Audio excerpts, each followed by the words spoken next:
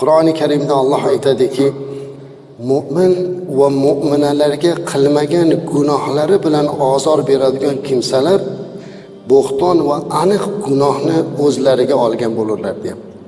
Ya'ni boshqalarda qilmagan gunohlarini gapirib ularga ozor berishlik. Mana bu narsa eng yomon narsa. Bugun jamiyatimizda bir-birimizga ozor berishlik ko'paydi azizlar. Juda ham ko'paydi.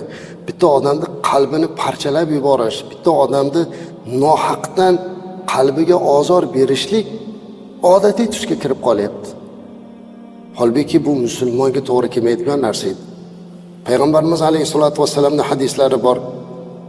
Abu Zar radhiyallohu anhu aytadilar, u zot payg'ambarimiz alayhisolatu vasallamdan so'ragan ekanlar: "Ya Rasululloh sallallohu alayhi vasallam, men sadaqa ham qila olmaydigan bo'lib qolsam, yaxshi ishlarni qila olmaydigan bo'lib qolsam nima qilay?" deganlarda, odamlarga yomonlik qilishdan to'xta dedilar.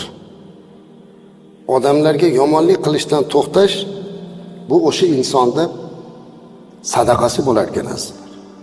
Shuning uchun doim boshqa bir musulmonning qalbiga, boshqa bir insonning qalbiga ozor berishlikdan saqlanishimiz kerak. Tasavvuf ilm ulamolaridan bo'lgan Yahyo ibn Muoz rahmatullohi alayhi aytadilarki, birovga foydang tegmasa, zararing ham tegmasin. O'zgani xursand qila olmasang, uni xafa ham qilma. Birovni maqtash qo'lingdan kelmasa, u holda uni mazammat ham qilma dedilar. Agar kimgadir foyda qilish qo'limizdan kelmasa, zarar bermaylik ekan. Agar kimnidir maqtashlik qo'limizdan kelmasa, unda uni mazammat ham qilmaylik ekanda sizlar. Hozir bizda qanday bo'lyapti? Hozir juda ham ko'p insonlar bilib bilmasdan ozor berishlik, bilib bilmasdan baho berishlik. Bu juda yomon illat. Mana shundan saqlanishimiz kerak.